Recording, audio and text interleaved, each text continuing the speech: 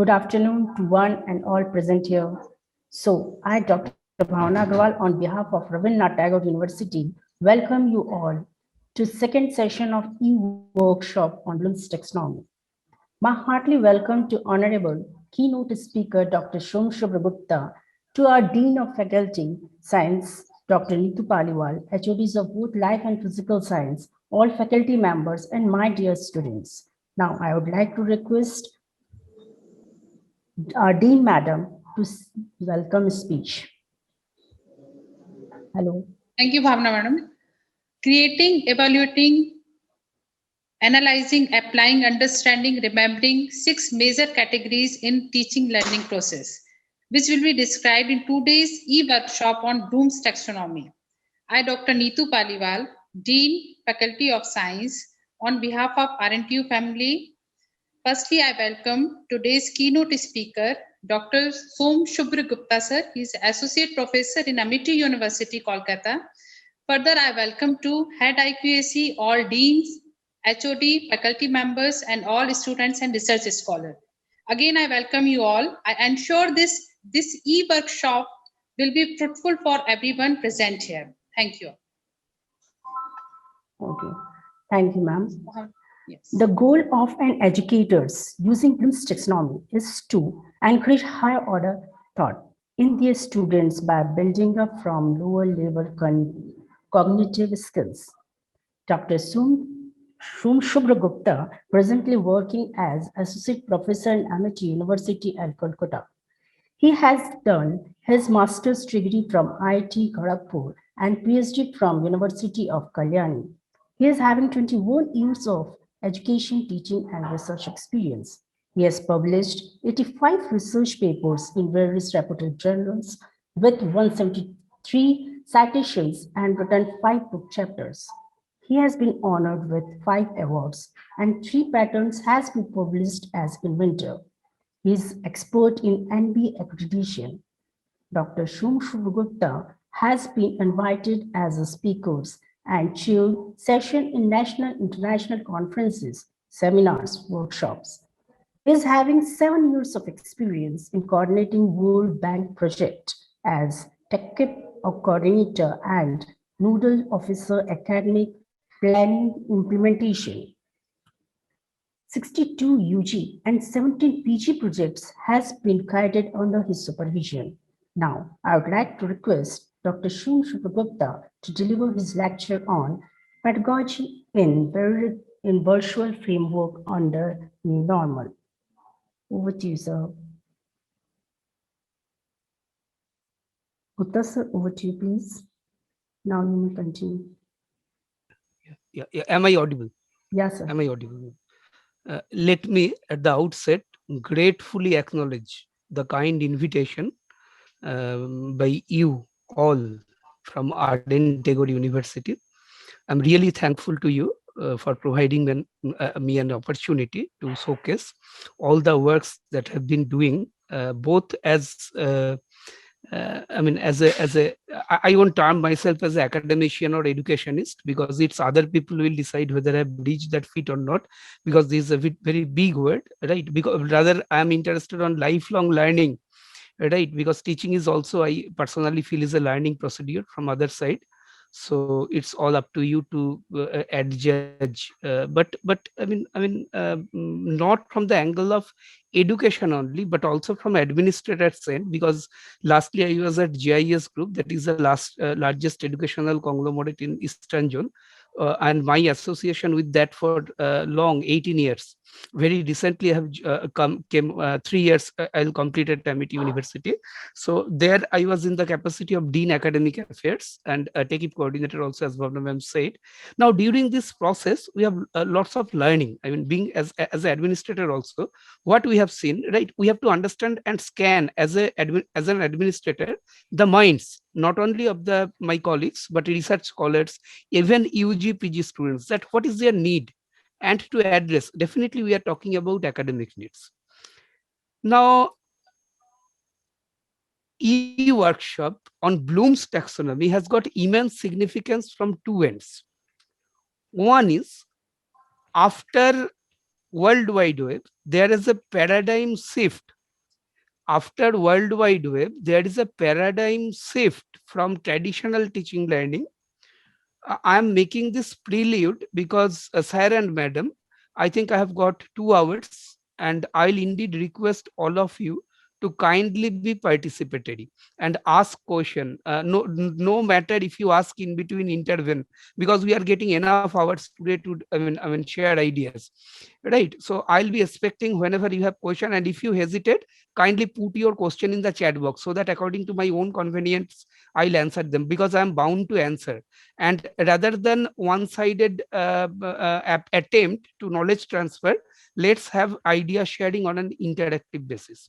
Now I hope you will accept my prelude, pre-discussion. That is, after World Wide Web came, there is a tradition, I mean paradigm shift from traditional teaching learning. Otherwise people says, especially about classroom teaching and board works, kindly don't feel that we are trying to disobey or disrespect something. No, that is never a goal. We respect every individual, every concept, at the same time assessing which is of better impact or not. Right now, the traditional classroom teaching that came in from Gurukul and widely circulated 12th century. Now, if in 21st century we practice that without modification, then question will obviously will be arise. Especially today, in the days of Professor Google, Dr. YouTube, and Mr. Wikipedia, right? When any topic content is available at one touch, we accept that not all web literatures are authentic. Not all web literatures are authentic, but there are authentic sources also.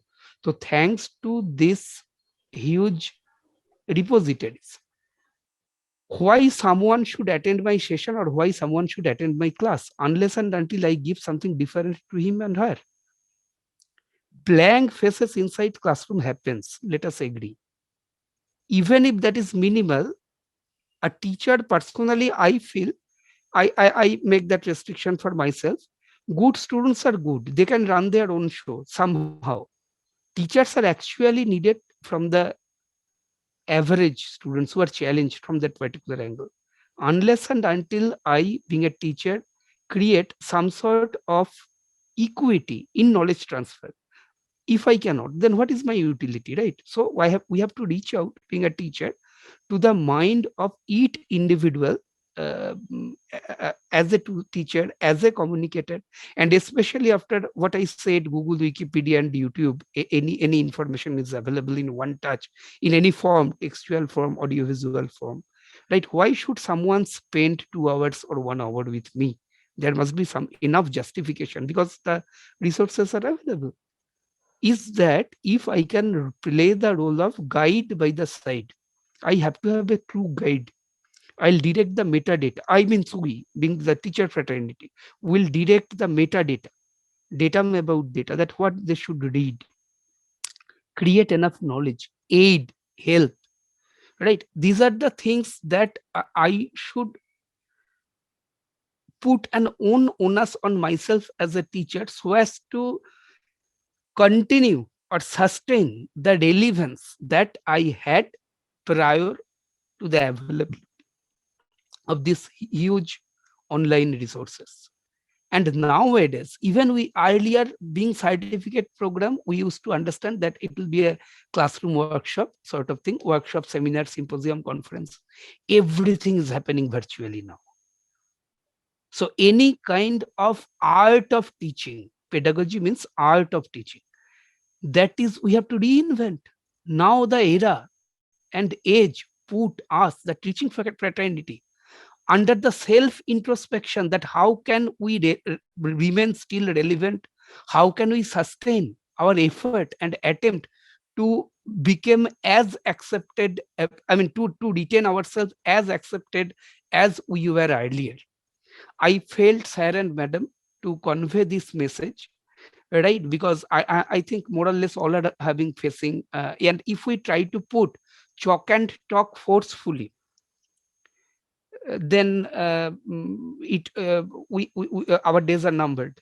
Let me make it very clear, right? So audio visual, chalk and talk, all sort of aid and amenities, because change is the nature of the world. Change is the nature of the world, and if we cannot adapt to the changes, we become obsolete, we lose relevance. So in teaching learning also, the Darwin and Lamarck is equally applicable, the theories of Darwin and Lamarck. And we have to invent ourselves, we have to evolve us to sustain, especially in these days of visual teaching aids, audio visual teaching aids, and especially the virtual teaching learning framework. Coming back to pandemic, I'm sure all of us across the country and globe, the teaching fraternity experienced a new kind of ambience and environment, right? Where I cannot have a glimpse, or I cannot see exactly the student whom I'm teaching, although I can ask him to run his video. But then classroom contact and virtual contacts are different. So we are reinventing what I have said we all are doing, in fact, reinventing ourselves in terms of this virtual pedagogy. Now, sir and madam, this workshop, e-workshop on Bloom's taxonomy, I felt our need is pedagogy.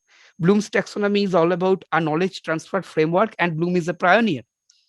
Bloom is one of the pioneer. Later on, Maslow's came, Erickson came. In fact, I'll try to cover them in glimpses. My talk will be there along with the videos or PPTs. Right, I'll try my best to convey to the extent possible the purpose of e-workshop on Bloom's taxonomy. And my title here, as we can see, I am sharing the screen. Because of present day need, I have determined this to convert, and I took permission of your before doing that. That is pedagogy in virtual framework under new normal. New normal means many a thing are becoming normal now, which was not normal earlier. That is, we are terming new normal based on the situation of pandemic. So e-workshop in Bloom's taxonomy is fine. What I wanted to add with it is the revised pedagogy, digital pedagogy that we needed in this virtualized framework in terms of this pandemic situation and new normal virtual teaching. Now, someone may ask here, sir, workshop on Bloom taxonomy actually linking it with pandemic may not be very significant. Yes, true. There may not be a direct component in between this. But the thing is, let us understand that we have been doing this now for last couple of semesters, and we don't know. We can identify the situation over the country, that the ups and downs are going on, and who knows that new normal will become normal. At some point of time, new normals were abnormals to us earlier. But now new normal is becoming normal, and we don't know how we'll survive in the next era of biological conflicts. So we have to invent, we have to renovate, we have to identify some different kind of art of teaching so as to penetrate over the virtual framework to the people. Now, e-workshop and Bloom taxonomy, even if I don't link with pandemic situation, let us get back to 11th months after. Virtual teaching, virtual teaching, was not a new thing. It is not that we are compelled to adopt it because of new normal. No, virtual teaching was there. In fact, I'll share you, ma'am, sir and ma'am, that in my college we have started blended learning, massive open online courses earlier, my previous college, because I was administrator there, sometime around 2013 onwards, yes. Right, and we practice flipped learning. In fact, AICT right now, my previous institution has a direct workshop at the AICT main house, All India Council of Technical Education in Delhi.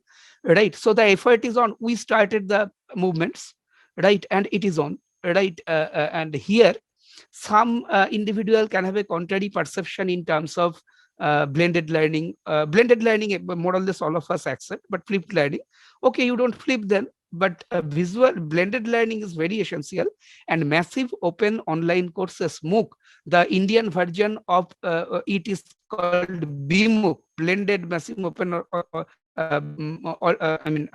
online courses. So these are something, right? Very crucial, very crucial. Now, so far, whatever I have conveyed, right? If you have any query on that, let me check the chat box, right? If there is any query, no, still now this not. So we move back to our plan. I hope I am conversant. Anyone has any point to say? Am I conversant? Yes, sir. Is it all right so far? What's the Yeah, need? yeah, yeah. Means we are in a session for 2 hours is fine.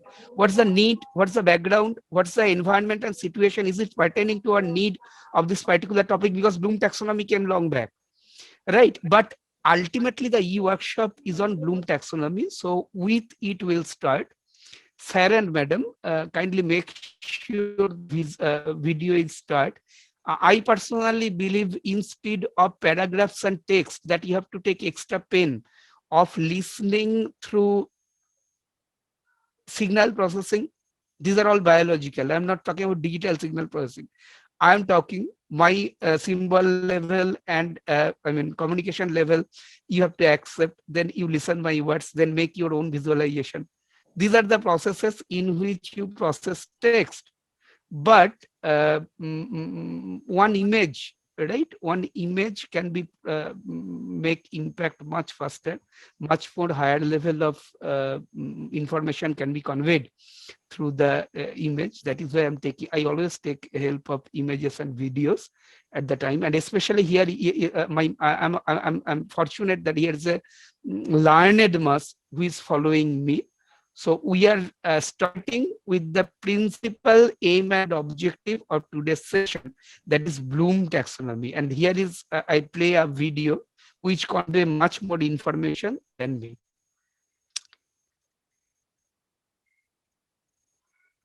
Is the video clearly audible to you, ma'am? No, sir. We are not able to. Sir, just share it again. We are not able to be. Just a minute. Yeah, just a minute. I shared. Actually, at the time of sharing, I didn't, oh my God, I didn't share at all.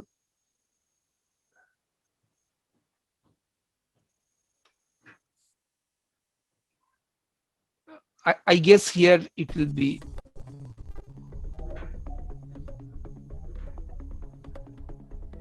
It is not viewable. Only sound is. The Center for Academic Success presents Bloom's Taxonomy, a classification. Okay, let me check. Just a minute. Share, optimize video clip, share sound.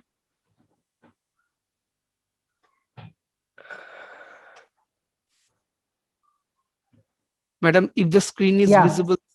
Yeah, now it is. Yeah, sir. Yeah, sir. Now it is okay.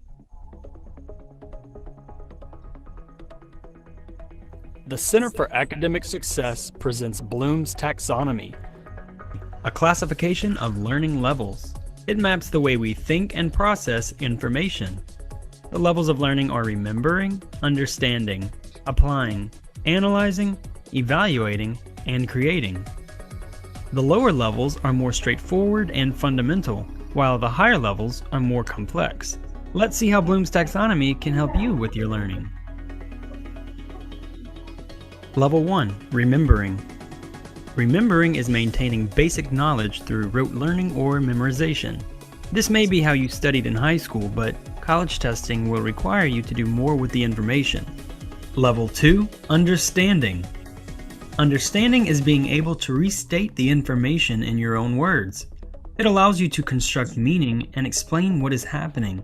These levels of learning, when firmly in place, will provide a strong foundation as you advance in the learning process.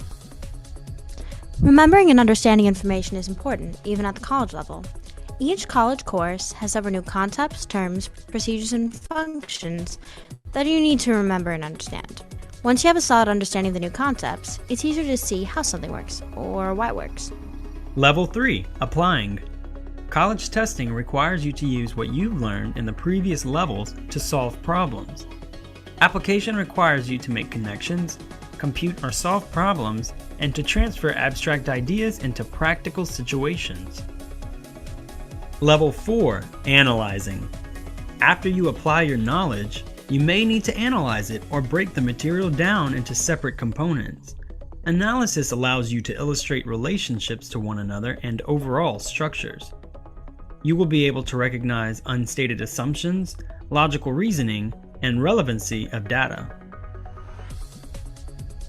At these levels, you can tell if you really know the information well enough to take a test. You can answer questions such as what if, or why, or how would something work. Level 5, Evaluating. You will need to judge, criticize, and assess information using what you know to make decisions and support your views. You have to think critically at this level and have a profound understanding of a concept or discipline. Level 6, Creating. Creating is the highest level in which you combine elements to form a coherent or functional whole. It requires inventiveness and originality to plan and form new structures. Creating brings together all levels of learning to theorize, design, and test new products, concepts, or functions. For my final psychology project, it became really clear to me how important it was to really understand the different terms, concepts, and functions. I was able to use this information to evaluate and create the best process to make the experiment work. Just as a strong foundation is critical for supporting a structure, building strong foundational concepts will allow you to think critically and creatively within your course content. To recap, Bloom's levels of learning will help you target the level and type of learning needed to be successful. For more information on Bloom's Taxonomy or any of our workshops, visit the Center for Academic Success website.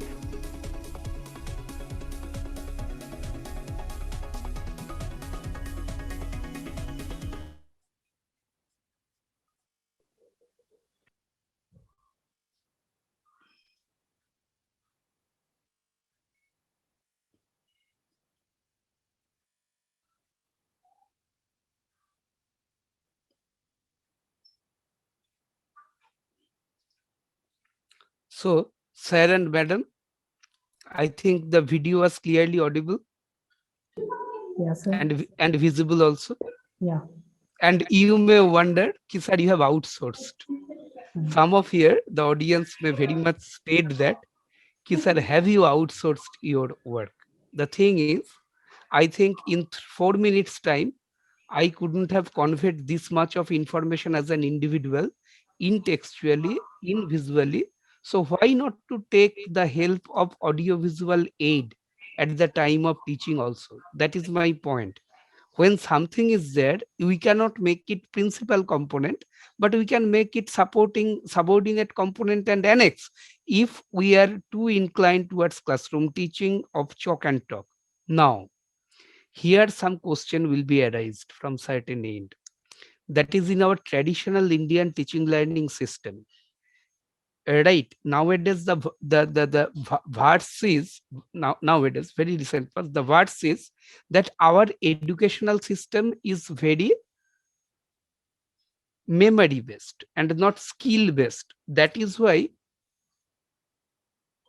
even if we have a huge academic success, turning products into patents is very low. The entire is much higher in skill based rather than such kind of relatives will find nowadays.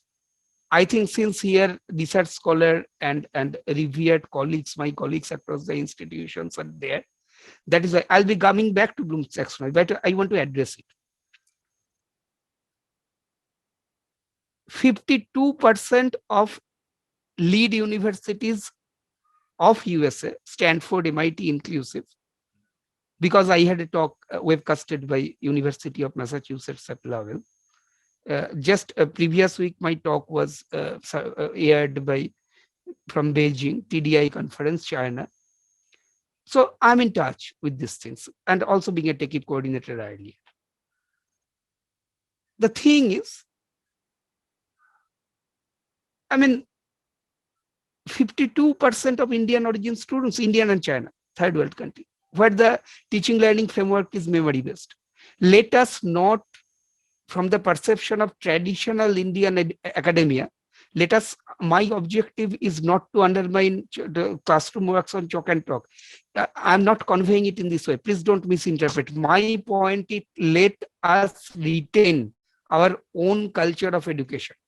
But at the same time, if we can expand by taking the additional aid, what's wrong in it?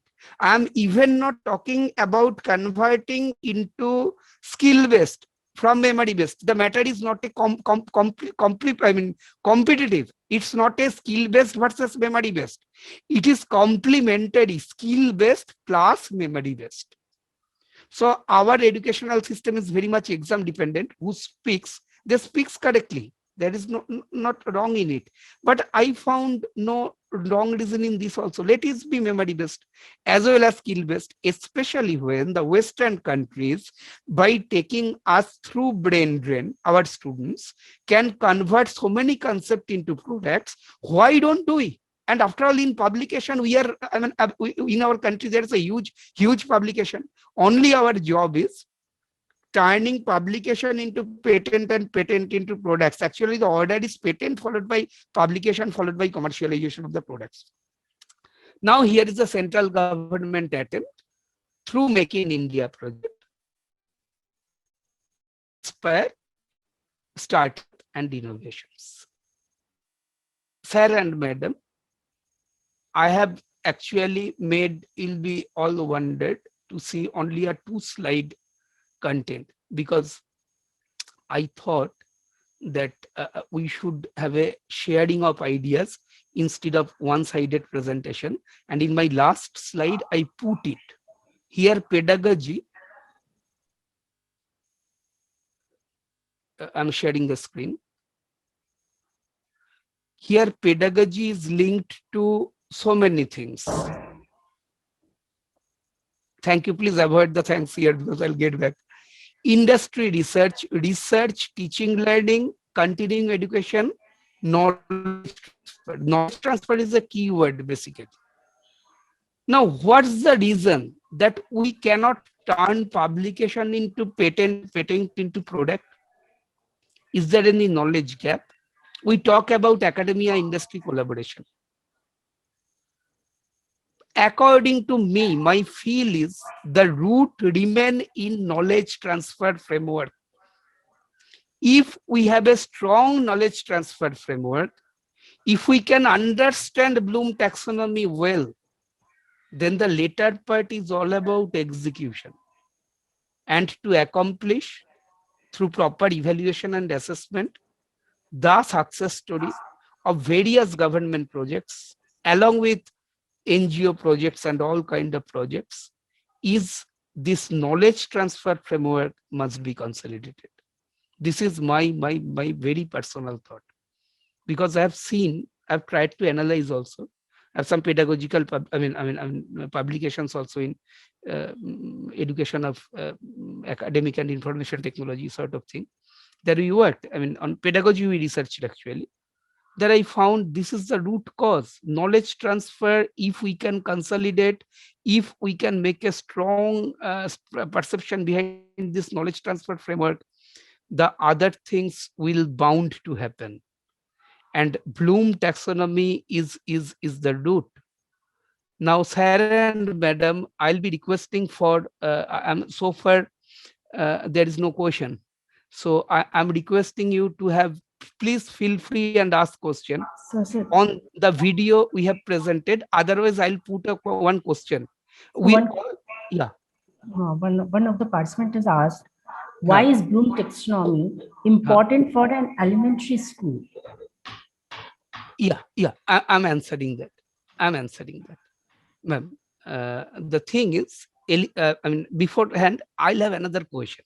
Dean ma'am started with creating, evaluating at the time of starting, because he's seeing entire thing from top down. He has crossed all this and then reached at the highest. So being an administrator, he can see the entire thing.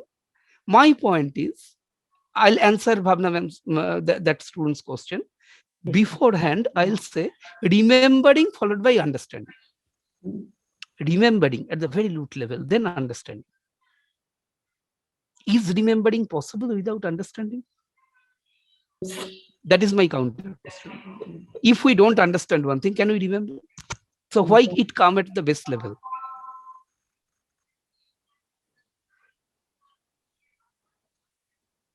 Two things. One is memory. One is memory, because remembering needs memory. A child can mug up, I'm sorry for the language, without understanding. Yes, that crucial skill a child has. Whatever you say, at the very beginning, any child understands mom only. And whatever mom says, the constitution for him or her. So remembering, making use of fresh memory when RAM is free, putting some content into it is much more easier rather than when it is filled. So at certain stage, understanding needs some mechanism. In the terms of artificial intelligence, there are 4 terms: representational adequacy, right? Inferential adequacy, inferential efficiency, and acquisitional efficiency. Even these are taught in B.Ed also, any B.Ed program. So some kind of own mechanism requires to understand my own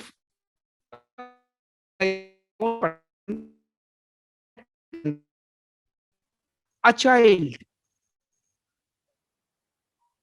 will remember, and we have to make him or her understand. Sir, ma'am, Bhavna ma'am, am I able to answer the question, although passively, how important pedagogy is for a primary education?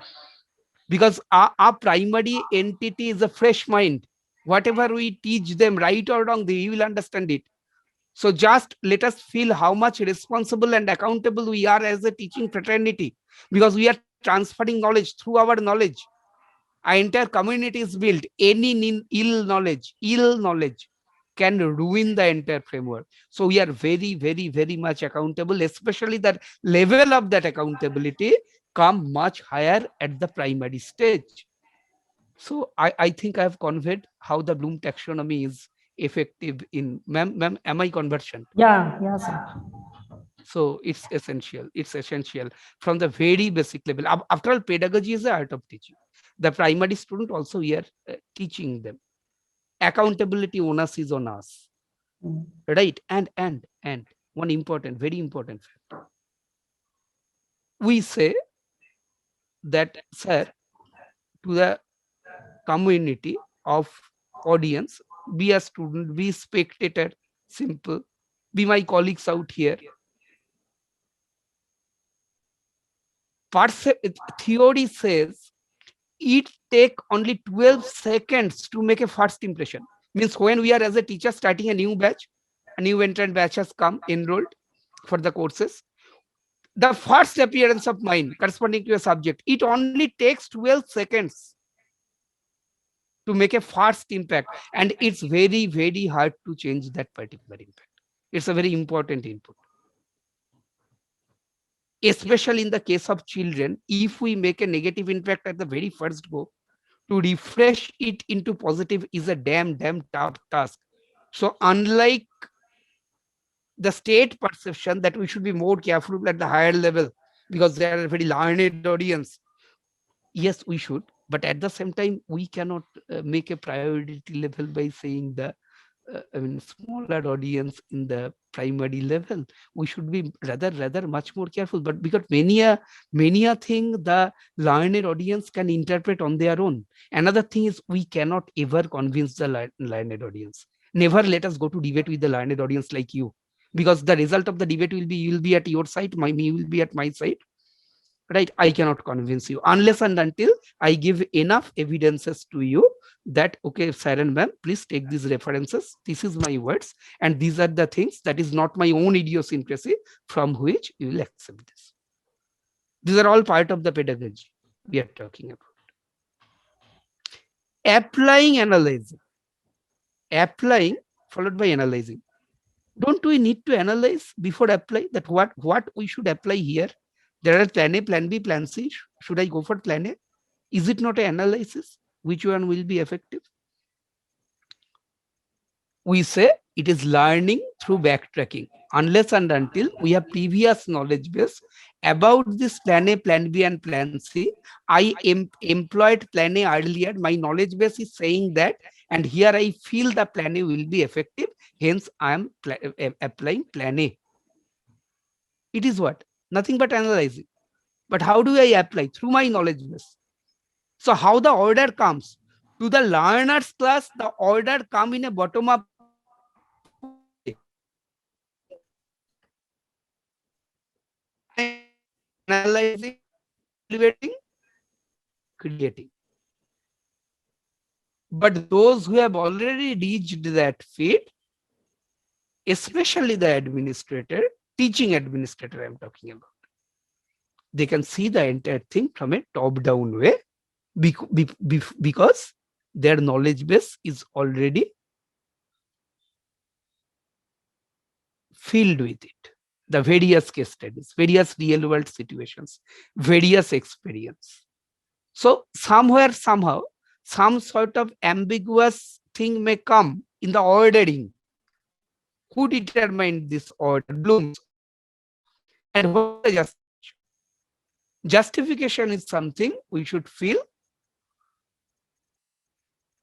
Obviously, we should learn, and also we should feel from our day-to-day experience of employing. Bloom taxonomy is not merely a theory. Bloom taxonomy is a constitution for not only teachers and learners. It is also a constitution for speaker and audience. Many a speaker have a huge impact. They have got a very wonderful voice modulation. They can be faster, they can be slower at the time of uttering the thing. Excellent phonetics, accent works, dialects, very important issue. And how he or she penetrates on the minds is most crucial of the audience. So any speaker audience, not only teacher learner, Bloom's taxonomy is a constitution. Here comes another point of view, POV, I'll be unboxing in front of you. Who have reached the level of that Bloom taxonomy, they feel that, sir, speakers, verbal and non-verbal, body language, etc. are not important. What is important is his content, what actually he is delivering. We understand he as a human being got his own limitation in communication, in understanding. Nobody among us is perfect. So we should be interested, rather than his articulated skills, rather than his voice modulation, what he or she has been trying to transfer. What is the content? The same content can be delivered by many people. True. But at the same time, sir and madam, let us agree not in the similar way. It is a fact that we get influenced, insisted by the speaker, even if they are linked to our own psychology, not exactly the core knowledge base. Because as a audience, we should be interested on what he or she speaks. That is more important than how he or she is speaking. Even we look at some sort of sophistication. But practical world is, it matters. That is why a voice modulation, a matching of knowledge level and symbol level between the teacher and the student, between the speakers and the audience. I here suddenly speak some keywords which the audience is not ready to take. Some words which are not very parliamentary. Some of the audience take exception, and once he or she, it is literally a die-hard challenge to concentrate on, to make a, inroad onto that particular mind, to infiltrate on that mind. It's very hard once it's repulsive. So we should be pretty sort of careful at the choice of each and every single word, especially when we are in a revered batch like you. Many of you are my cross-institutional colleagues, apart from research scholars. pretty careful. So by saying that, we should be careful at the primary level, I didn't want it to mean. So across being a communicator, this accountability, onus and responsibility comes to me. What exactly I'll speak, how I will not transfer the knowledge, etc., etc. Now comes the virtual framework. Not only pandemic is just an illustration, and that's a ground reality. Let us agree that that's a ground reality. We cannot avoid it nowadays in this era of new normal. But beforehand, if you want to pursue a course at, say, Stanford University or Caltech, University of California at Berkeley, California Institute of Technology, how do you do it? You can do it right now. You can do it. You can enroll for a particular course by paying some dollars. Won't it be online? Won't it be virtual? Is not the pedagogy important at that time? So here the way we raise hand, just like in classroom, I raise hand to ask a question. I attract sir's mind. Here I raise hand to ask a question.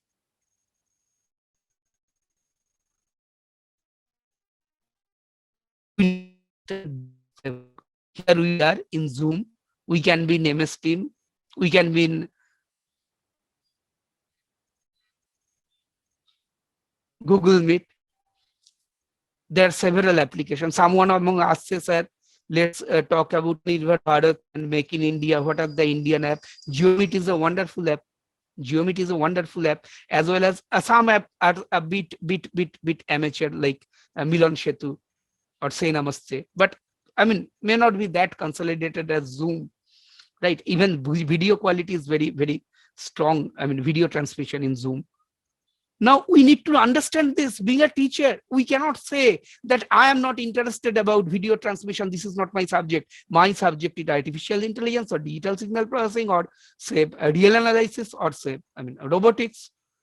We cannot stay away because these tools and technologies, several such tools are there which make the life of the students much easier. So sir and ma'am, when we talk about, sir, are you undermining the chalk and talk? Never. Because memory is a very, very, very crucial, very dependable. Without memory, is it possible to have skill? No. Let us accept the ground reality. But okay, excessive dependency on memory may be detrimental. For nowadays class 8, 9 students, right? They're afraid of the exams, exam phobia. That we can easily get rid of by amalgamating the way he used to learn. Let us avoid excessive dependence on memory, and let us admit, amidst our parent pressure, not all siblings have the equal level of memory. Some of us say that our memory can be made better. Use of theory of use. The more you use, the more effective it will be. Sort of thing. Yeah, practice is a nature that we have to keep it in the focus. But we at the same time have to accept a new normal. In this new era, in this era of digital learning, the pedagogy need is also changed. So we all respect traditional classroom teaching, chalk and talk, but if we can annex audio visual with it also, especially the world of resources in massive open online courses, which are available in one touch, we should make use of these resources. Those are already available to us. So based on my post video discussion, I am going to present another video, and you'll be all very interested to see it. That is Bloom's digital taxonomy. And we all be wondered that Bloom's invented this procedure, and we all feel that he's a traditional teaching learning man who developed all this art of learning framework. Bloom taxonomy is nothing but art of learning framework. So he is also equipped with the digital taxonomy. It's yes. And in West, digital learning is not new. In our country, maybe after LPG, liberalization, privatization, globalization, sometime around decade of 90s, we get acquainted with such kind of digital learning. But in West, it was from earlier. And in our country, in this very, very recent past only, we get very much influenced by massive open online courses and all. So now this, in our attempt to further experiment with art of teaching, I am demonstrating you another video in new Bloom's taxonomy, followed by Bloom's digital taxonomy. Here it is new Bloom taxonomy that I am going to present in front of you. Sir, madam, I am sharing the screen. Kindly make sure that it will be visible to you. In this session, we don't have much time, up to 11:55. So I'm playing.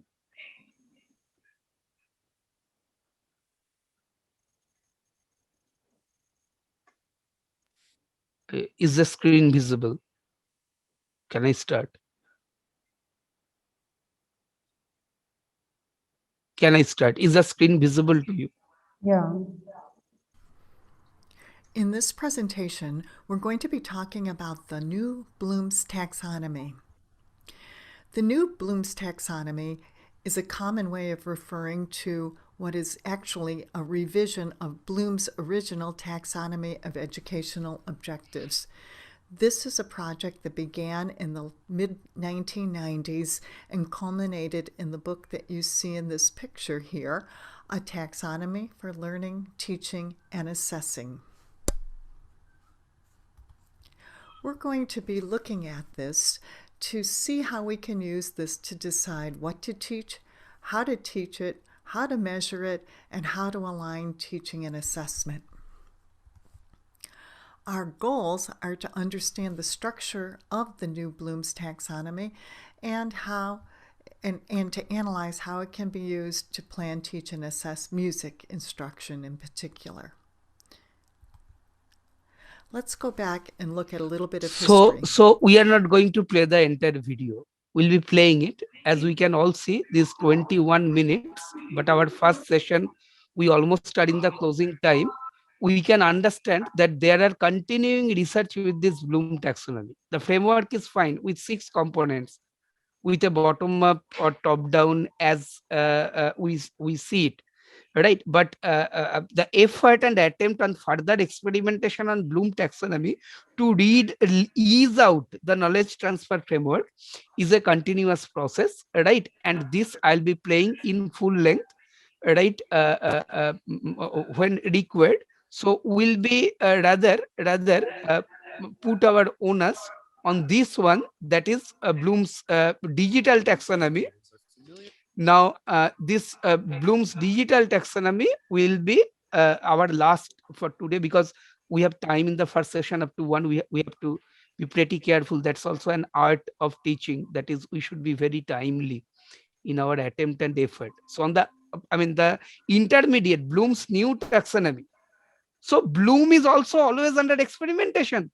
We cannot have a static something that was discovered long back in 12th century and in 21st century also we continue with that. The thing is not like that, right? Bloom taxonomy is always under experimentation. Call it a new Bloom's taxonomy, or let us call it digital taxonomy. Now I am going to present the Bloom's digital taxonomy that we are talking about in this new normal, which is very relevant. Most educators are familiar with Bloom's taxonomy, a model that classifies different levels of human cognition in thinking, learning, and understanding. As a teacher, you've likely used this taxonomy. Sir, madam, I'm pausing it. Sir, madam, I'm pausing it. Please see this particular frame. Is it readable to you? Knowledge, Yes, comprehension, application, analysis, synthesis, evaluation. Yeah, sir, it is readable. Readable, na? Now we have to match this with that. Remembering knowledge, comprehension, understanding and comprehension. Almost we understand. Interpret it as right. This is how technologies are linked. Human cognition in thinking, learning, and understanding. As a teacher, you've likely used this taxonomy to guide the development of curriculum, age of digital technology, and how might it influence your instructional design? Let's take a step back. Bloom's taxonomy was created in the 1950s by educational psychologist Benjamin Bloom and his colleagues. The 3 lower levels, knowledge, comprehension,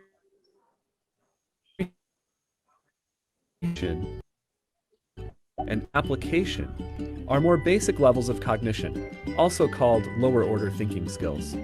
This would include concrete thinking, memorization, and understanding. The three upper levels, analysis, synthesis, and evaluation, referred to as higher order thinking skills, include abstract, critical, metacognitive, and creative thinking. Some have likened the model to a mountain or a stairway, where teachers set learning objectives and design learning experiences to guide students to higher levels of thinking. The taxonomy has become an important model for structuring students' learning processes. In the 1990s, Bloom's taxonomy was updated by a group led by David Krathwohl, one of the original authors, and Lauren Anderson, a former student of Bloom's. To make the model relevant to 21st century learning, one of their main changes was updating the nouns associated with each level to action-oriented verbs. This differentiation positions thinking as an action-based process rather than one of passive acquisition. For example, knowledge was replaced with remember. Analysis was changed to analyze, and so on. They also reordered the last two steps. Evaluation, which was previously at the top, was moved down, and creating, formerly synthesis, was moved to the top. With this framing, educators have several different verbs, questions, and instructional strategies associated with each level. In recent years, there have been many iterations and metaphors for Bloom's taxonomy, including an orange, where the 6 levels are distributed more equally, moving cogs, representing an interworking system in which creation is dependent upon all of the other aspects, or a flipped pyramid illustrating an emphasis on higher order thinking skills. But in thinking about how technology affects this model, consider it as Bloom's digital taxonomy. This updated version aims to expand upon the skills associated with each level as technology becomes a more ingrained and essential part of learning. For instance, some propose that new action verbs can be applied within each level. Let's take a look at creating, in which learners are designing, inventing, and constructing a piece of work that shows what they know. One could add new digital verbs to creating, like blog, remix, or program. These verbs refer to possible learning activities that incorporate digital technologies in which students are creating. Adding digital verbs to the taxonomy also promotes 21st century skills like communication, collaboration, creativity, and critical thinking. Others have taken the 6 levels of the taxonomy and aligned them with technology tools that help foster each level. For example, as a teacher, you can think about how to integrate apps and websites that help students remember content, like flashcards or drill and practice tools. There are tools that help students analyze and make sense of content, like reading charts, graphs, or mind maps. Or you can think about what tools support student creation, like producing, podcasting, blogging, coding, editing, and more. With these examples, the focus should not necessarily be on the tools themselves, but on how the tools can be vehicles in transforming student thinking at different levels. So, as you weave technology into your teaching, ask yourself, how can the tools you use support different cognitive levels? Which tools help you address lower order thinking skills? And which can help challenge students' higher order thinking skills? Consider how Bloom's digital taxonomy can help you identify ways to design technology-rich learning experiences for your students.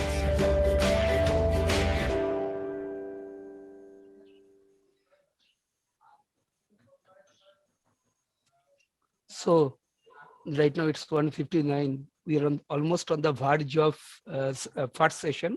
We'll have a very small recess, but beforehand, I want to address the question. Some interesting question, I'm sure, are there in the chat box. Yes. It is in And question. yeah, in question answer as well. Yeah. So here is a question regarding Bloom's. Ma'am, I'm clearly audible, na? Yeah. Okay. Why is Bloom's taxonomy important for an elementary school? I think I already have addressed it. Yeah. And in COVID times, one very interesting question from Mr. Abid Siraj. Is he a scholar or our colleague? Anyway, sir, in COVID time, few engineering and science teaching research institutions claimed they have developed COVID-19 testing kits, which cheaper and fast as well. but even after 6 to 8 months, none has find any taker in market for commercial products. Does it reflect that we still not able to leap in create stage as per Bloom taxonomy, or even at remembering stage, we are not able to comprehend between remembering as mechanical or rational process? Institutions claimed they have developed COVID-19 testing kits. Are we talking about rapid testing here? I think yes. Is it COVID-19 test or teaching learning? Right? Is it creation of some environment? I doubt. Right? It all about testing kits for the safety and security of the student, teachers, and all the stakeholders linked to an institution. Am I right, Mr. Abid Shiraj? It is your question, I guess. Right? It all about COVID testing kits, rapid testing sort of thing in institution. If it is so, then with Bloom taxonomy, the way you have your thought process linked it, does it reflect? It is a wonderful question, very, very high level of cognitive question this is. Does it reflect that we still not able to leap in create stage as per Bloom taxonomy is your key phrase? Uh, mm, I mean, I'm really hesitating to answer it in binary, yes, no, because of the fact that we have to take a particular case, that which institution, what are the rapid testing kits they have developed, and what are the methodology by using they have developed these rapid testing kits. This is very important because only India has so far 3 medicines developed in this country itself, which are approval is very important. Just like inside country, any sort of medical testing or AIMS, All India Institute of Medical Science, right? Not intimation only, intimation to IMA, Indian Medical Association, but approval. Similarly, World Health Organization used to approve, right, any kind of country demands of development of the COVID medicine. Here are 3 in India: Covaxin, Covishield, along with Coronil. 3 are approved by who? World Health Organization, right? In this land, right? In our country. So these are the processes. An institution, if it claims that we have developed a COVID-19 testing kits by which we can keep safe all our stakeholders during that should come via procedures.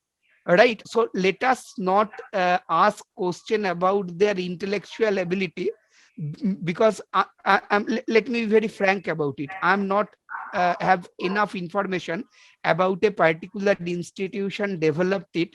Mr. Abid, it will be much more helpful if you can give a particular name, His right? name Or is you can IIT give a link, Hyderabad. right? IIT Hyderabad did it, and that came through proper processes. I think these are part of the central government initiative, right? That is inside the Covaxin and Covishield initiative. So apart from that, if any XYZ institution claims that, they have to come via certain procedures. So if these are approved, there is no reason that why there won't be any takers of that. After all, there are so many takers apart from government influences and government plans and programs. Covaxin and Covishield are in huge demand, not only in our country, but also across the globe.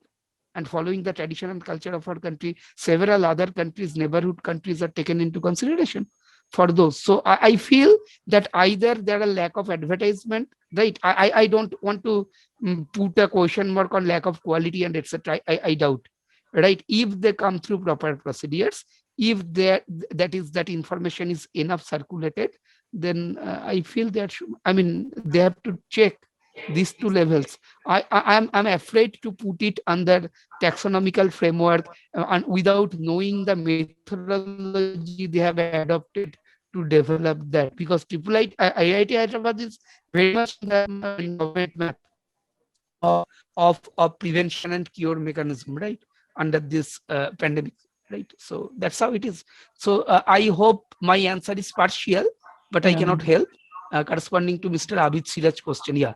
And another question came from Dr. Sartaj Ahmed Dar. Sir, why random testing against COVID? I mean, I'm very interested to get your questions, right? I mean, Bloom's taxonomy was the session, but the way you are trusting me now, I'm saying it very seriously. Don't feel that because the way you are trusting me, sir, at the outset, sir and ma'am, let me confess, I am not a COVID expert. Right, my knowledgeability on COVID is very, very, very limited. Right, although one of my PG student is doing exactly this. I mean, he's researching on the mathematical model, developing mathematical model, and that is also he's not working on cure. He's working on suspending, means lockdown sort of thing. Right, prevention. I mean, let us check the COVID situation with any situation like any disease. We used to address in two ways. One is prevention. What is prevention? We diminish the media that spread the disease. That is prevention. Another is cure, typically vaccine against the virus. Right, prevention and cure mechanism. Lockdown and in a broader sense, lockdown is a prevention mechanism. A lockdown cannot cure a disease. But rapid testing is a first step towards curing, right? So this question, why random testing against COVID is still dream in rural areas of India, I think, right, not only from the central government, but also from the state government, it will be a center state, and why government only? We have got a habit of putting fingers at the government without introspecting ourselves. What is our roles and responsibilities? What role we can play for our neighbors, right? And all the bodies, all the stakeholders, because government is the operating system which will run the system, right? All the stakeholders must come out. There are several NGOs getting huge funds in order to, and deliver. Call it Shastro Shati Prokolpo that is going on in Bengal where I reside. Call it Ayushman Bharat, right? It is our owners, all sort of democratic pillars.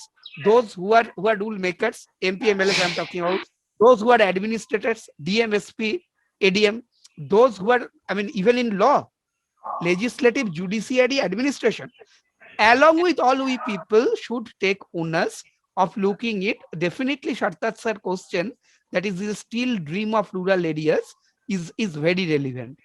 With my limited knowledge, I'm addressing it. But what I feel is some rural areas, sir and madam, some number of rural areas are also getting it. It is also a fact, right? Okay. Yeah, sir.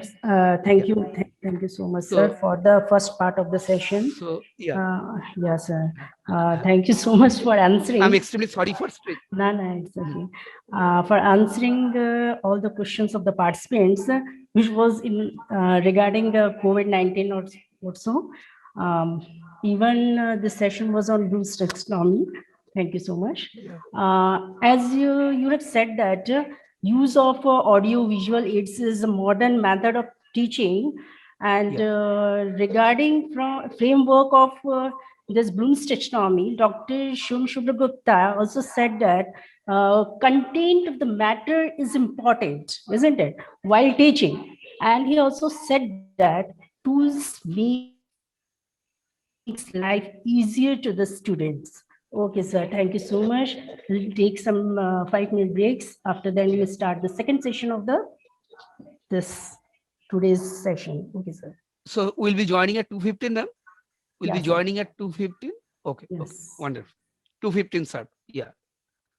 I'm here, paused. Yeah.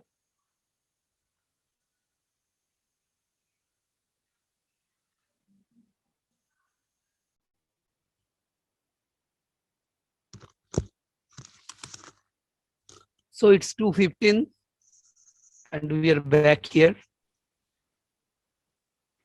Yes, sir. Let's try again. Come for the next. So let's start.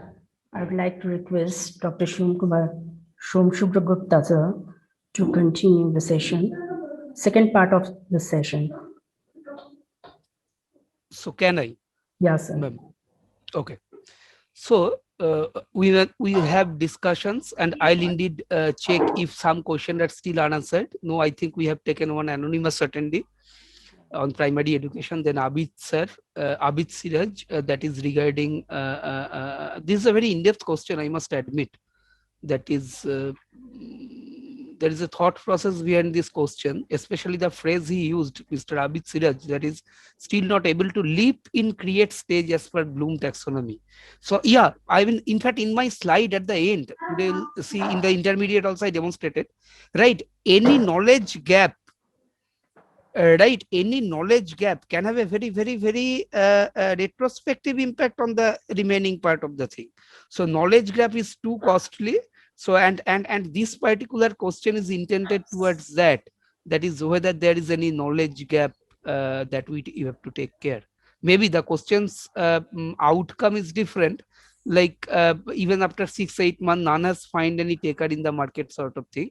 But the thing is, if the intention of the question is to identify the knowledge gap and the corresponding part, Bloom taxonomy, yes, we have to seriously introspect it, right? And sort that sir question, I tried to answer. Some number of rural areas are now also getting COVID vaccine, right? And not even a rural and urban order. In this way, it is not done. COVID vaccine actually are circulated throughout the country in a age-based way. First, the senior citizens were taken care, right? Followed by, so it's not a matter of province or state or urban, rural. It's all about the age group of the people by which it is circulated to the extent of my knowledge. And someone raise, okay. Then chat box if there are other queries. So I think so far there is none, right? So I'm going to the second session of mine, and I mean of ours. And the way we have started, I have tried to convey you number of things, right? Especially when digital pedagogy is very important nowadays, but that never means that we are undermining our erstwhile pedagogy sort of thing. And dependency on memory, there is a very colloquial words, we should be more skill based rather than memory based. Why rather than? In extension to will be better, na? Right? Because of the fact that our memory based framework is contributing huge to the waste. There are many brain drains, means our graduates and postgraduate going to USA or European Union and serving their purposes, right? I mean, ultimately in the era of this netizen, it's a global purpose of the globe. So we don't feel it me and you sort of thing, right? It's a global purpose if they serve, right? Technology for the mankind or betterment of the people living throughout the globe, right? We have a message. Now, that's how it is. But then country is very important, right? Because it's a recognition, it's the identity. So our traditional form of teaching, right? Modernization doesn't mean westernization, right? We can have within our tradition we can modernize ourselves, and we can put the things on the right order, right way. So memory dependency will remain. Indeed, as well as we definitely need to work on skills. We cannot avoid the fact the number of patents filed in states in a year is, I mean, huge multiple of number of patents filed in India, right? Any innovative skills, any newer concept, right? That you want to get a intellectual property. Intellectual property is even costlier than gold and silver, right? And diamonds. So intellectual property, the value of the intellectual property in our country, we need to reintrospect and definitely try it out. Now we'll move to the next part of the pedagogy, that is an extension. And as I committed, according to my topic title, that is pedagogy in virtual framework and a new normal. Not only virtual framework, in generalized framework also. Blooms, in this e-workshop on Blooms, Bloom has got so much popularity because it's a pioneer foundation of the entire pedagogy, that is art of teaching framework, that some correlated or follow through names should appear also, I felt. And we all feel in the B.Ed fraternity, who are their education fraternity, that to them these names are very common, like Maslow's hierarchical structure or Erickson's model. But here we have got a revered lot today who are all attending. My appeal to them is, if we can, some of them may not have heard, be very acquainted with Maslow's framework or with others framework. So I'll be requesting them to have a look. We start with Maslow's hierarchical framework, right? It's a video again. Yes, indeed.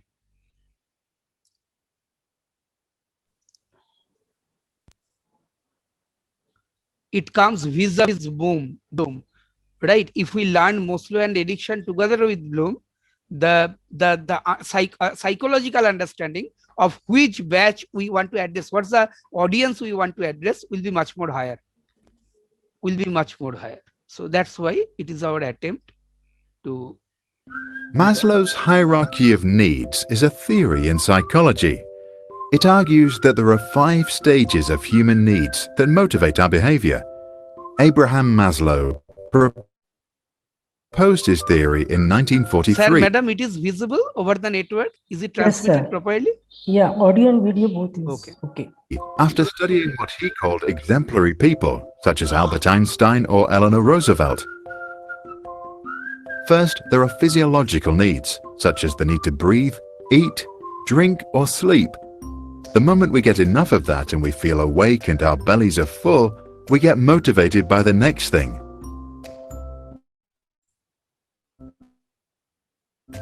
Now we want safety. We try to earn money, build up resources, and look for shelter that protects us against dangers. Once we are satisfied and feel safe, we have time to think about what we want next. At stage 3, we seek love and belonging. We desire to be close to family and friends, belong to a society, or join a gang. But the moment we feel completely part of a group, we already wish to be a little different than the rest. At stage 4, we look for esteem, self-confidence, and respect from our peers. We want to be someone. If we have money, we buy a fancy watch. If we have a brain, we write or think or work a lot. Motivation to perform and compete is now at its highest. Students, sportsmen, and inventors excel. Neil Armstrong even flew to the moon. Only if we breathe and drink and eat and sleep enough, and we feel safe and part of a group and still special, only then can we reach level 5, self-actualization. Now we can relax, be creative, accept facts for what they are, give back or do whatever we want. No more pressure, unless of course there is trouble below. If you are a leader and believe in the theory, use it. First, make sure everyone has eaten well. Then make them feel safe and help them belong to a group. Once they feel they belong, they are ready to stand out and excel. Thanks for watching. Even if we try to keep it short, each video is quite some work. First, we research and write a script. Then we brainstorm ideas. And after that, we draw the storybook. Then it's recorded, narrated, and finally edited. If you want to support us to make more videos on learning and education, visit patreon.com/sprouts. So, if we expect someone to understand Bloom's taxonomy, first of all, we need to check his or her need, where he belongs.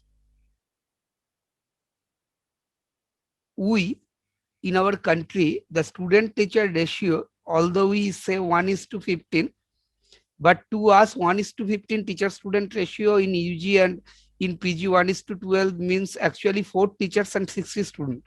We always address a class of 16, engineering especially I'm talking about. In science, varies 20-30. Question is, but I have seen myself in 2013, I was there in the NAFSA World Conference at Convention Center. It's in Missouri, USA, huge, 600 workshop, parallel sessions were there on that conference for 1 week. I mean, almost all the countries of the globe, right, at states. There, I mean, and as a part of that conference, I visited some number of universities, out of which University of Missouri at St. Louis, UMSL is once. There I found very comfortable classroom situation. And 1:15 means 1:15, that is 15 students, 1 teacher. We understand that in our country of quantity, there is 130 crore population. It is never feasible, right? So what is the follow-through impact of that? Follow-through impact is that we as a teacher are supposed to give ample time to each and every student, nursing them, right? The question is, we should introspect ourselves. Are we doing that? Are we taking accountability of my batches fully, each individual student? Again, I am saying the good student can run their show. Although we are principally teacher for all the students, knowledge transfer is our accountability for each and every students. More for the students who are challenged in the sense of remembrance and etc. are not that strong as that of a topper. Right? We should nurture him or her more. Are we doing that? Right? And the more this, are we getting the scope of doing so? Right? So these are the things that we should taking care at the next level of our pedagogical attempt and effort to give enough respect to each individual's need. Right? So that's I felt. Now the thing is, in order to do that, the first thing is from where we belong. We have to understand that. Unless and until we understand the psychology of that particular student. So someone may say that this Maslow's hierarchy is directly linked to learning. Is it very relevant to your workshop of Bloom's taxonomy? Maslow is the root. From Maslow, we have to identify in what stature he or she belong. Maybe the illustration here, see, it is not Maslow's work. It is someone video compilation from Sprout based on Maslow. Maslow says this thing exactly, but it's a representation, some idiosyncrasy of the producer is incorporated into it, more or less keeping the fact intact. The question is here, the projection that is there, that is the need. What are the needs? Similarly, we need to understand the need of the learners and address it. And in need of the learners, there may not be identical. There may be variation. Some student is comfortable reading ebook. Some student is don't want to read ebook. He feel very, very electronically hazard. He used to read the hard books. Are we as a teacher ensuring that somehow that book is there? Library is closed due to pandemic situation of my institution. Hence, that student cannot get the physical book. What will be the next? After all, laws are not in our hand. How can we help? We can either aid him or her by some Xerox copies, asking him, right, take a printout or take the Xerox and read the hard copies. Are we of that length with the student? We cannot say, no, it's not my job, it's mentor job, sort of thing. As a result, what is going on? I am accountable to transfer the knowledge to the mind of that particular student, but I fail to do so. As simple as, right? It is my accountability to transfer the knowledge that I am teaching the subject to each and every mind who I am principally accountable, my own students for a particular course who have enrolled. So understanding them up to that length as a teacher is also very crucial. That is why in virtual framework, we are afraid. Forget about understanding their background. We cannot understand them also in virtual. We can only listen to their voice. So can we make an extra bit of attempt to stay back after the class to have an interaction with few students? We can chalk out and ask them, how are your sessions going on, provided both of us have time. Just turning on video, interacting a little bit, taking an extra bit of care. This is, we can introspect. I mean, I'm not asking to do so, but unless and until we understand our audience, it will be very hard to transfer the knowledge. That is what I wanted to mean. It is true that it is not always possible to have a one-on-one interaction, especially in a huge batch. Even if it is possible in a classroom for a semester span, is it possible for a unknown audience? I'm going in there as speaker. But what's the advantage of physical contact is, from body and mind language, simply a glimpse, we can understand the need, try to understand. And being experienced, we can get a they are not liking, they're liking, sort of thing, right? Which is very hard in virtual when the videos are turned off.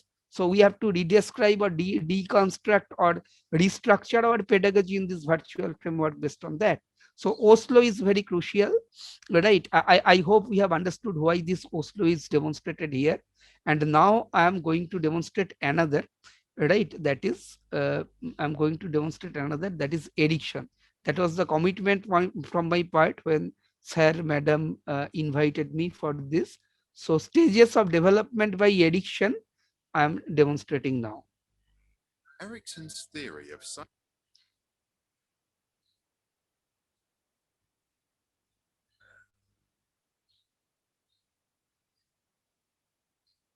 So I'm sharing that. Yes. It takes some time to get stable over the network, please. Stages of development by addiction. These are the very fundamental. Erickson's theory of psychosocial development identifies 8 stages which a healthy individual should pass through from birth to death. At each stage, we encounter different needs, ask new questions, and meet people who influence our behavior and learning. Stage 1. Basic trust versus mistrust. As infants, we ask ourselves if we can trust the world, and we wonder if it's safe. We learn that if we can trust someone now, we can also trust others in the future. If we experience fear, we develop doubt and mistrust. The key to our development is our mother. Stage 2. Autonomy versus shame and doubt. In our early childhood, we experience ourselves and discover our body. We ask, is it okay to be me? If we are allowed to discover ourselves, then we develop self-confidence. If we are not, we can develop shame and self-doubt. Both parents now play a major role. Stage 3. Initiative versus guilt. In preschool, we take initiative, try out new things, and learn basic principles like how round things roll. We ask, is it okay for me to do what I do? If we are encouraged, we can follow our interests. If we are held back or told that what we do is silly, we can develop guilt. We are now learning from the entire family.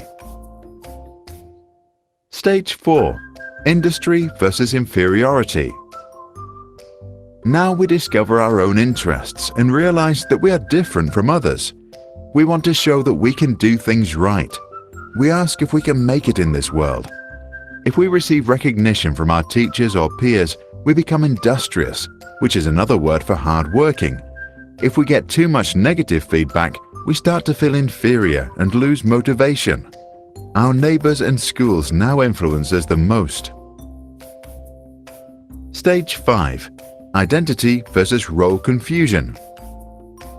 During adolescence, we learn that we have different social roles. We are friends, students, children, and citizens. Many experience an identity crisis. If our parents now allow us to go out and explore, we can find identity. If they push us to conform to their views, we can face role confusion and feel lost. Key to our learning are our peers and role models. Stage 6. Intimacy versus isolation. As young adults, we slowly understand who we are, and we start to let go of the relationships we had built earlier in order to fit in. We ask ourselves if we can love. If we can make a long-term commitment, we are confident and happy. If we cannot form intimate relationships, we might end up feeling isolated and lonely. Our friends and partners are now central to our development. Stage 7. Generativity versus stagnation. When we reach our 40s, we become comfortable, use our leisure time creatively, and maybe begin contributing to society. Our concern is generativity. If we think that we are able to lead the next generation into this world, we are happy. If we did not resolve some conflicts earlier, we can become pessimistic and experience stagnation. People at home and at work are now who influences the most. Stage 8. Ego integrity versus despair. As we grow older, we tend to slow down and begin to look back over our lives. We ask, how have I done? If we think we did well, we develop feelings of contentment and integrity. If not, we can experience despair and become grumpy and bitter. Time to compare us with mankind. Erickson was a German-American psychologist who, together with his wife Joan, became known for his work on psychosocial development. He was influenced by Sigmund and Anna Freud and became famous for coining the phrase identity crisis. Although Erickson lacked even a bachelor's degree, he served as a professor at Harvard and Yale. Sorry.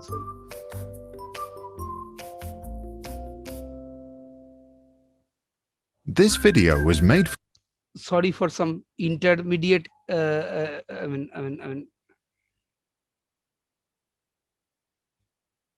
intervention at the last, because running full video was not the aims and objectives. Because if we don't get the trace of it, it will be of no use by seeing one time. Yes, sir and madam, you have rightly assumed that we have here tried. Yeah, some side sounds are coming. Some noise are coming here. Yeah. Now the thing is, what you have rightly assumed that what I tried to put is psychology along with knowledge transfer.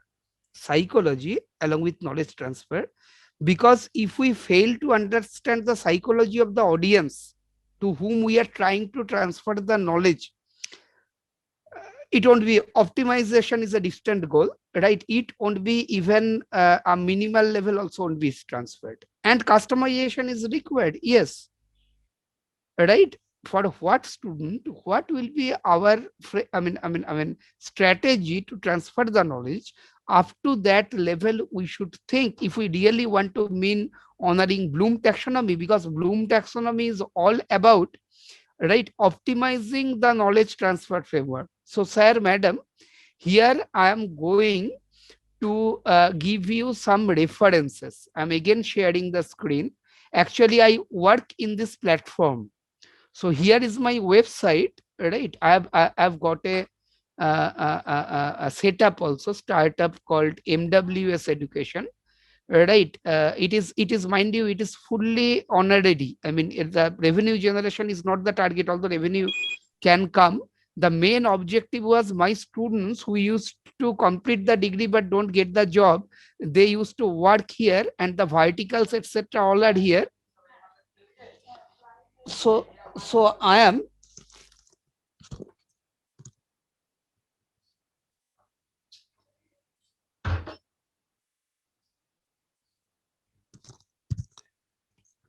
am here going to produce you you the link of the website, means today's class, so that you can today's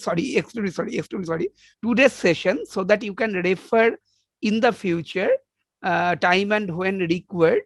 I am trying to make that provision first of all. Sir, madam, kindly make sure that the screen is visible to you.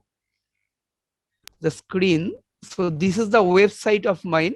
I am texting the website here in the chat box, so that all these things today you have got, you can refer in the future, and this contains many. Like we have emphasized the entire learning framework is here. What are the service we work with? What are the, and you'll be very surprised to know that this is not exactly a company. This is, we have named, it's a different kind of innovation. This is called service hub, means we provide companies top down.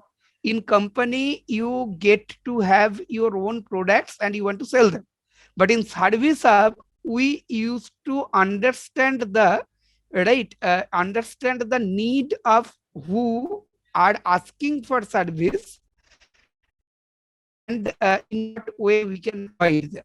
So here the videos I have played, all these things you will get in this website.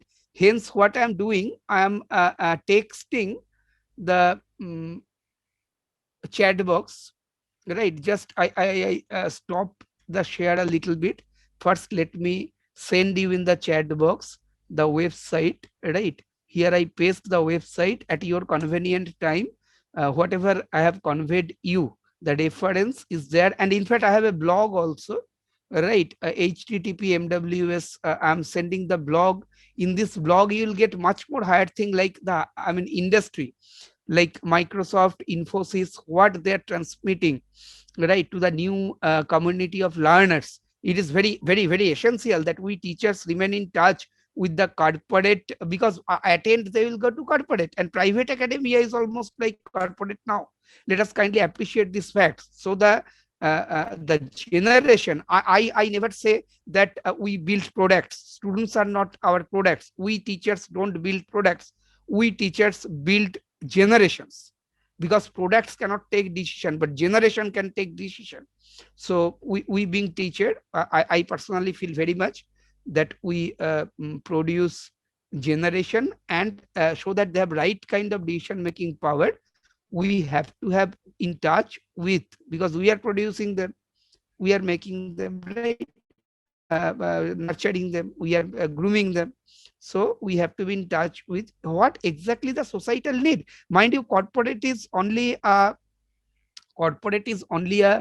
interface, right? There are several universities, societal NGOs where our students will be placed, right? Alumni will be placed, and for them, right, we are principally accountable, and here, from here you can get what are the needs. There are several procedures of knowledge transfer, like chunking, like ballparking, because we didn't restrict today's class in teaching learning only. Today's class is expanded to any speaker audience framework, right? So we, there are several such procedure, like growth mindset versus fixed mindset, focused and diffuse thinking. So you can directly afford to go to those websites I have already sent in the chat box to in your leisure time, because today, due to uh, mm, limitation of time, I have a little more over 18 minutes left, right? Exactly 18 minutes left. We cannot put everything here, right? So I'll be indeed requesting you to kindly go through these sites to make a decision, because your decision must be informed decision. I am not trying to influence you, or even I am not trying to inspire you, because I feel that after a maturity level, the inspiration and such kind of thing comes from the inside. So I am just trying to convey you few informations only. Decision is yours, but before taking decision, it should be informed decision, and I am trying to provide the information as it is enlisted in this particular site. So I'll be expecting you to kindly go through these websites and blog before deciding. And not only that, I mean, kindly, ma'am and sir, don't take any exception that I am trying to put it forward only in terms of mine. And sir and ma'am, one information further: this website is entirely developed by me, entirely from Nutshell, along with the blog is also created by me. It is a WordPress, as you can see. So orientation and etc. I'm not talking about it's a wonderful design and etc. But the thing is, it's a learning experience. See, amateur and intermediate cannot be expert. So I am not an expert of designing website, but we have designed only to learn, right? I mean, I mean, getting acquainted with virtual framework. By doing so, it's an intention, right? We all should understand the need of learning of the new generation, and we should proceed accordingly.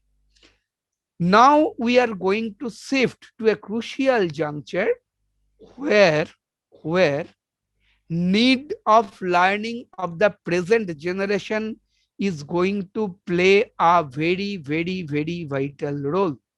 Now is the era of blended learning. The new generation of learners are not very conversant in text-based learning only. Just imagine the lecture notes, right? We teachers sometime, at least in the early, we used to keep ourselves in energy saving mode. We used to keep ourselves in an energy saving mode. As a result, we used to have same notebook year after year. New generations of learners won't accept them. Let us admit some ground reality. Let us accept some damn fact.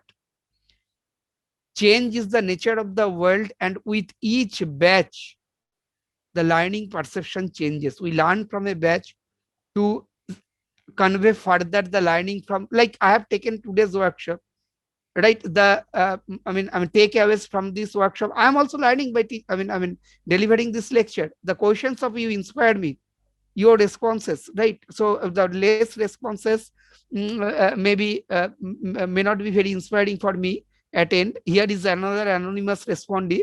Esteemed sir, does Blue Taxonomy has any provisions regarding persons with disability? I think, sir, here is another question, very interesting, right? Persons with disability. Sir, for your information, one question we are addressing, that is Braille, the system for the disabled person, right? Especially deaf and dumb, right? Yeah, Bloom has extension on Braille also. So I'll indeed request you who asked this question to Google it, Braille along with Bloom taxonomy, these two keywords, right? You will get certain directive either in YouTube or in Google for understanding pedagogy of, I mean, visually challenged people, audio visually challenged people, right? Or different kind of people, right? Differently blessed people, right? We should, yeah, there are framework for them as well. That's why, I mean, full trusted and tested framework for them as well. But now what we are talking, as I made it a component of my title, virtual framework, it is in this era of YouTube, Google, and Wikipedia. If we fail to understand a student's psychology towards this and try to put a pressure, will be rejected at the end of the day. So we must understand the need of learning of these new generations and plan our teaching learning accordingly, right? We have to innovate ourselves. We have to, I'm several times I'm using the very same words, right? Now, sir, uh, this era of students don't like only textual content, loud and clear. They like audiovisual contents meaningfully, obviously. They are also, even they can understand that PowerPoint at some point of time may be superficial. For deductions, for algorithm, we must have chalk and talk, whiteboard and marker, if not blackboard and chalk, right? Some things cannot be done in PowerPoint presentation, especially mathematics, hardcore. There is no solution unless and until we do it in pen and paper. Let us not make the framework cheap or superficial. So we have to have in-depth practice by means of this audio visual. We don't mean that we are coming out in a surface level and we avoid hard work. No, smart work is going on nowadays is fine, but smart work is not a replacement for hard work. It is the smart work plus hard work is our aim. Like I'll give an illustration, right? Hard work without an aim and objective won't do anything. For example, just let us consider forest. That lion used to give efforts for 6 hours and rest for 18 hours. And a donkey used to give efforts for 18 hours and rest for 6 hours. If hard work is everything, then donkey would have the king of the forest. That don't happen, right? Because our effort should be given in a channelized way. Our effort should be given in a proper way. And this new generation give much importance to this particular. Let us not undermine the new era of learners, right? Audiovisual, we only amalgamate with our traditional sense. Wherever we need chalk and talk is better, we'll go for it. The hardcore deduction, maths, algorithms, we have to have in-depth. Only superficial presentation only do. I personally feel, kindly excuse me for very proactive view, because if I don't share my own thought process with you, the entire thing will be confused. So we'll make use of this virtual framework for betterment, and that is step 2. And step 1 is we don't have any choice but to get acquainted with this virtual framework. So let us now examine what exactly the need of learning of this new era, right? Again, I'm sharing the screen. This is all about blended learning, as the new generation of learners want PPTs, videos, images, sound clips, along with text, everything. And main idea behind blended learning is that blended learning doesn't mean interdisciplinary. Some people used to say, sir, blended learning actually means I'm pursuing a electronics course, along with that, if I can take music as a course, and which is in this new educational policy, right? All these curricular, co-curricular, extracurricular activities are given huge respect and equal weights, right? Almost similar weights, if not equal. So someone can pursue, yes, the word no is out of the dictionary. The word no is not here any further. We can do. But the thing is, this sense is not blended learning. This is interdisciplinary learning. Even we are not mixing and matching, right? Choice-based credit system is what, and co-curricular, curricular, and extracurricular are what we know, right? But what is blended learning then? Make a good mix of the learning resources in order to make more penetration to the audience mind. That's what the blended learning is. Here, I think better than my words, this video clarifies it much better, right? We are almost on the, completion time. We'll have 2 more videos to play, and Blended then we'll learning is a way of teaching that combines online resources with in-person instruction to create a more personalized learning environment. With blended learning, instructors often make some or all of the content available to the students outside of class time. Taking this to the extreme, students could consume all of the traditional lecture material at home at their own pace, and during class time they could complete work assignments traditionally given as homework during class, as well as other activities like team-based or project-based learning. This describes the flipped classroom model because it flips what students do at home and in the classroom. Typically, when a teacher creates a lecture, they have to make an educated guess about the knowledge level of their audience, since they have limited information about what each student knows or remembers. If a lecture is too difficult, then most of the students will be lost. If it's too easy, then most of the students will be bored. So teachers typically end up lecturing to the mythical middle of the class and hoping for the best.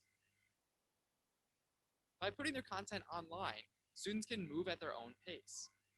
Those who are familiar with the material can go through it quickly, even watching it at an increased speed, while others who aren't as familiar with it can pause to take notes, re-watch it, or call up other resources to help them understand a concept being explained. Hello, sir. An additional benefit for all students Yeah. is that they can choose to engage Sir, with your video is as not like viewable. and the night owl. Yeah, It is yeah, not yeah. visible, yeah.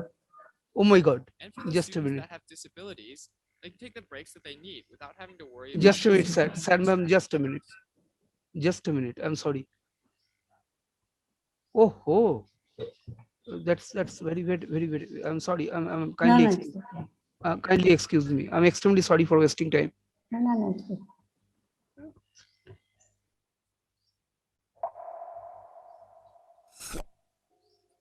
Blended learning is a way of teaching that combines online resources with in-person instruction to create a more personalized learning environment.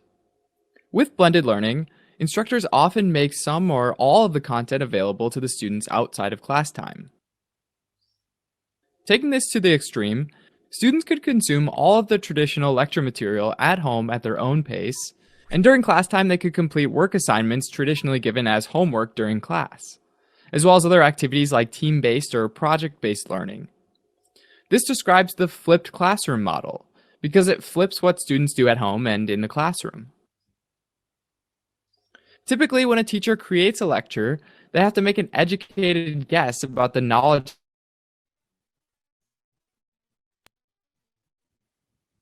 of their audience, since they have limited information about what each student knows or remembers.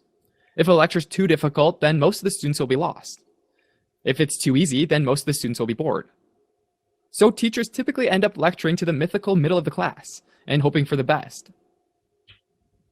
By putting their content online, students can move at their own pace.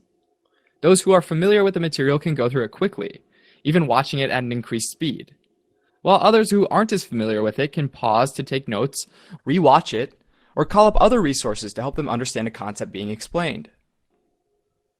An additional benefit for all students is that they can choose to engage with the material when they're most alert, which satisfies both the early bird and the night owl. And for those students that have disabilities, they can take the breaks that they need without having to worry about missing out or distracting others. Putting work assignments back in the classroom also has a number of benefits from a learning science perspective. A lot of students describe the frustration of feeling like they understand a concept in class, but then being confused when they go home and try to apply it to an assignment. This is also supported by research. We learn best through active work, not passive listening. Doing work assignments during class time means that teachers are available when students need them the most, when they're trying to apply their knowledge. Another place where students traditionally struggle is with out-of-class group work, because it can be hard to coordinate an in-person meetup as well as make sure those meetings are constructive. Moving group work into the classroom setting makes the logistics straightforward, and it also allows the instructor to keep an eye on group meetings and to help facilitate them if needed. An important aspect of all blended learning environments is that they're not intended to do away with face time in the classroom. Unlike online classes, where all of the material and interactions are online, blended classrooms count on face-to-face interactions between students and teachers. Instead of getting rid of these interactions, blended learning structures are intended to optimize them, moving the teacher from a passive sage on the stage who delivers didactic lectures to a large audience to a more active role as a guide on the side, who interacts one-on-one with students to help guide them in ways that might be impractical or impossible with a traditional teaching model. By doing this, blended learning classes move from a teacher-focused learning model to a student-focused learning model. In a traditional classroom, the approach is generally time-based, meaning the whole class moves at the same pace. All students get the same lesson on the same day, and are tested on that material at the same time. And then they all move on to the next topic regardless of their individual exam performance or if they have gaps in their knowledge.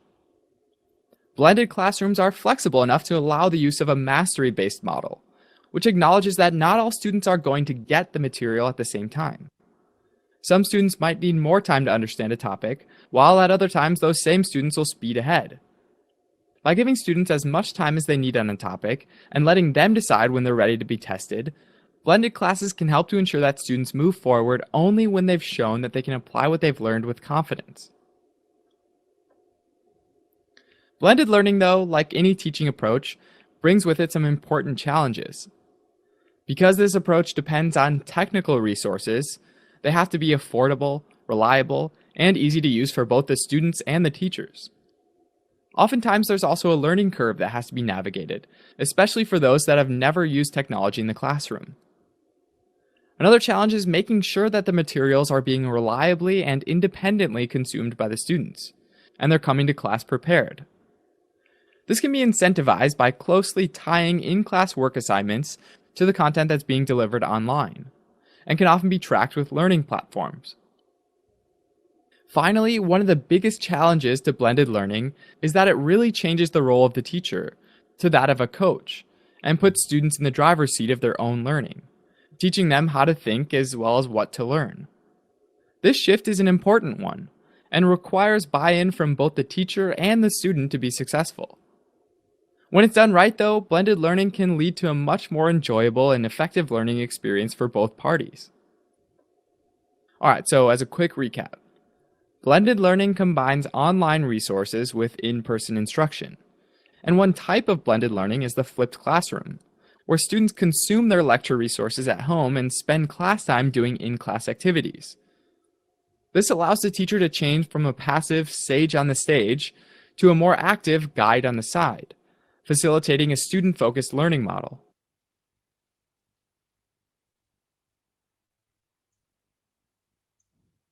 Thanks for watching. So, sir, madam, is it fair, because it is 2:59, is it fair for begging 5 minutes only? Only 5 minutes, Yes, not more sir. than that, right? So in this blended learning, the emphasis was on flipped learning. The thing is, have we ever asked in the classroom, we give them the lecture, interactive, most of the teachers move for interactive, but home assignments, they don't do it in home. Now, can there be a role reversal? Because at the time of doing assignments, they need the teacher at the most. They need the teacher at the most during their assignment. So flipped learning means work at home and work at institution can then be flipped, so that guide by the side is available at the time of doing the things. Then obvious question will be arised, then where from they will get the concept? After all, we use classroom. See, this is a model. We may or may not practice this model. Blended learning don't recommend flipped learning to be mandatory. It is only a chance. If we can do that, are we playing a better role as a guide by the side? So instead of my own words, this final and full and final 3 minutes video can answer this question in much better way. And this is basically the final component of today's session. So I'm sharing it. Kindly have a look. and this is the thing that I wanted to share today for the. The flipped classroom is a new method of teaching that is turning the traditional classroom on its head.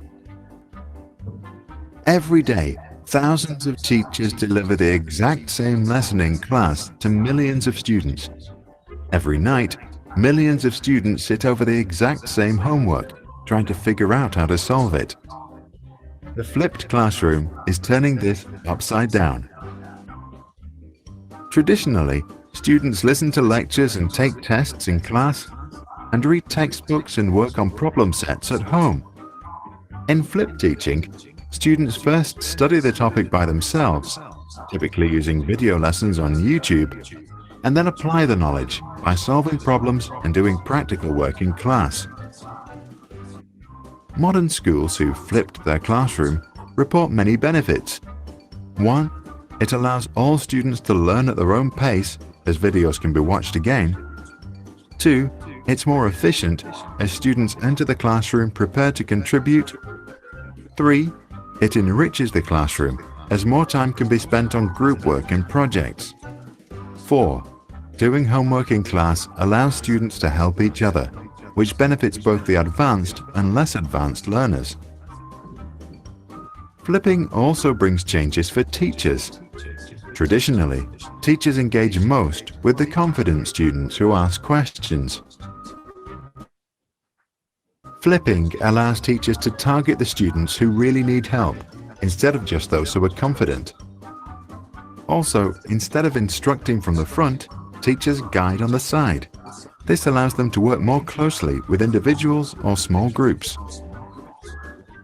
Teachers that are not great presenters can use third-party videos to explain the concept and focus on methods of teaching that suit their style, such as project work or experiments.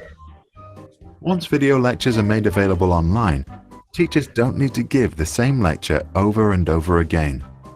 Again, they gain more time to focus on the needs of their class. Many scholars also argue that the flipped classroom model promotes equal learning opportunities, as all kids get the same attention when doing their homework. Currently, kids with caring parents, older siblings at home, or expensive private tutors have a clear advantage over those who don't. Let us know what you think. If you were a teacher, tell us if this model would be possible in your classroom. If you were a student, let us know if you would prefer learning in a flipped classroom.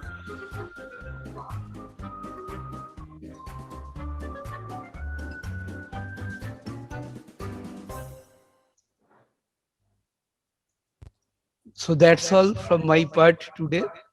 Let me once again acknowledge gratefully Ranjit sir, Ritu ma'am, Bhavna ma'am for their kind correspondence and providing me an opportunity to, provide my message here. I think I'm able to give you the, give the mission. It's not a talk from my end, right? And a message. And I'm immensely grateful to one and all audience. Have the patience for listening me 2 hours continuously. I'm thankful, really. Thank you. So, sir, as you have said that pedagogy is the process of imparting knowledge to a student, and its framework is designed to support teachers in the delivery of high quality learning and teaching based on best practice research. So according to the situation, we must use such teaching aids so as to understand all level of students to make lecture more effectively. Thank you so much, sir. It was very good and informative session. Hope to attend more sessions by you. Now, I would like to request Very informative Mr. session. Ranjit. Now, I'd like to request Mr. Ranjit Kumar Prusing, sir, ma'am for the vote. Actually Thanks. Chat box में कुछ भावना madam doctor भावना Yes, sir. Chat box में कुछ questions भी हैं Oh, hello ठीक है, sure. Yeah. Doctor हाँ, भावना हाँ, चैट बॉक्स में कुछ क्वेश्चन yes, हैं already. Yeah, I'm addressing them. I'm trying to address them. Ma'am already has answered all the Oh, questions. answered. Yeah. Answered. He has already answered all the questions which has been asked by the participants. Thank you so much. Now I would like to request Mr. Ranjit Tusa sir for the vote of thanks. Thank you, madam. Thank you, madam. I extend my gratitude, sir, for your thought-provoking and interesting words. Would like to thank our distinguished speaker, Dr. Som Shubhra Gupta, Associate Professor, Amity University, Kolkata, and Dr. Ramakant Bharadwaj, Associate Professor, Amity University, Kolkata. In whole session, sir explained that the objective of the workshop was planning and structuring of teaching and learning. It is a classification dealing with hierarchy, which enables teachers to motivate students from lower to higher order of learning through PPT presentation, lecture format, pedagogy, assessment procedure, cognitive skill for making an excellent presentation and making this program a very meaningful and interesting. I would like to express our deep gratitude to Dean Science, Dr. Neetu Paliwal, for her guidance and moral support. Also thank Dr. Pragya Srivastav, HOD Life Science.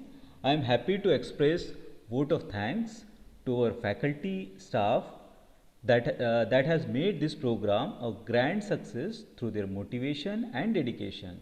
I also thank Dr. Bhavna Agrawal for smooth proceeding of whole session.